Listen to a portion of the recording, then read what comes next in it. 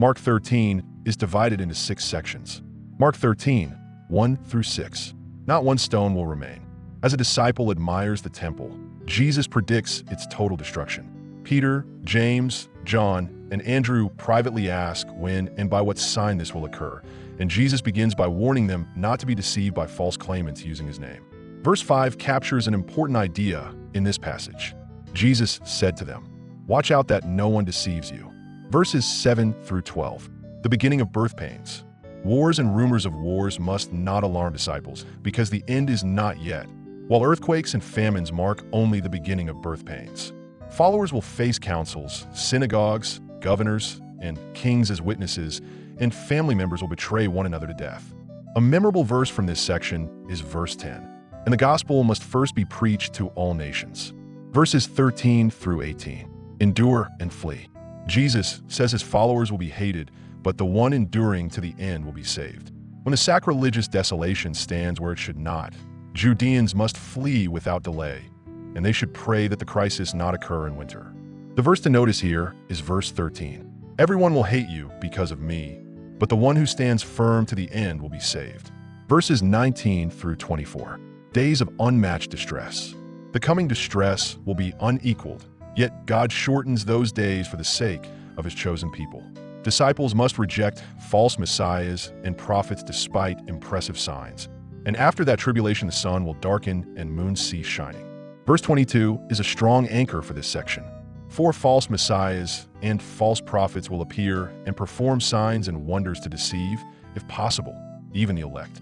Verses 25 through 30. The Son of Man gathers his chosen. Stars fall and heavenly powers shake before people see the Son of Man coming in clouds with great power and glory. He sends angels to gather his chosen worldwide, and the fig tree teaches recognition of nearness when these events appear. Here, verse 27 deserves a closer look.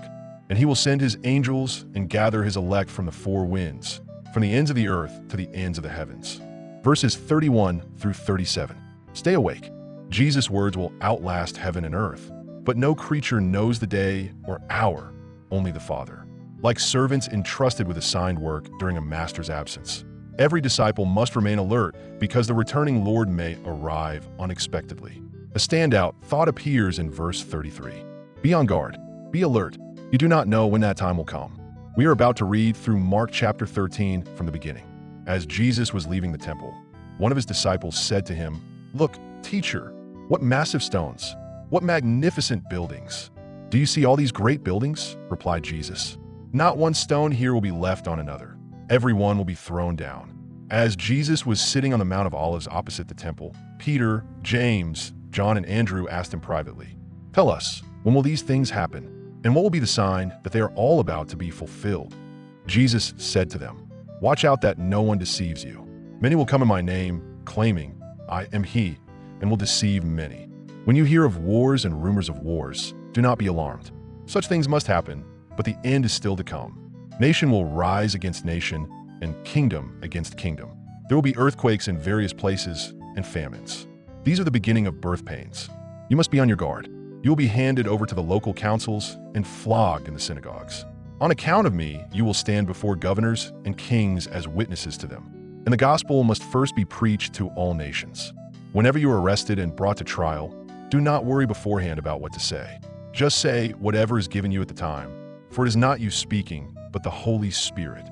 Brother will betray brother to death, and a father his child.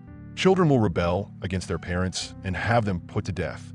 Everyone will hate you because of me, but the one who stands firm to the end will be saved.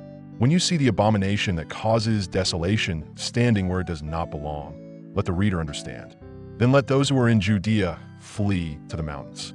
Let no one on the housetop go down or enter the house to take anything out. Let no one in the field go back to get their cloak. How dreadful it will be in those days for pregnant women and nursing mothers.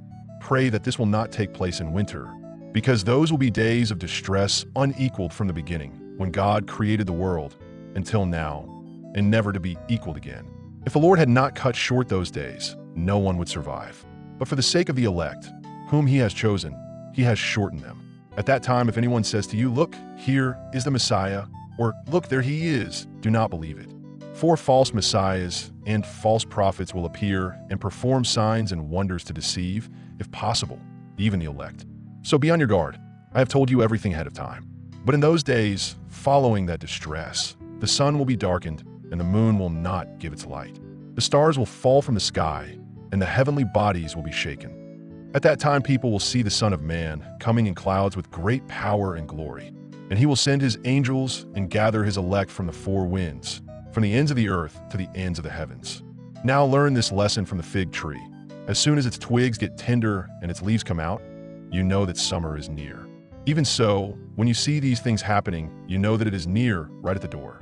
Truly I tell you, this generation will certainly not pass away until all these things have happened.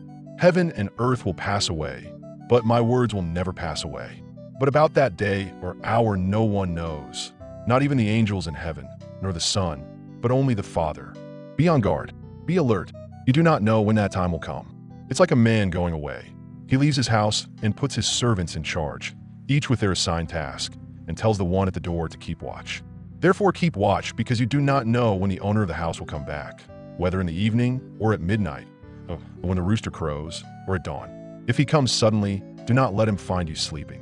What I say to you, I say to everyone, watch.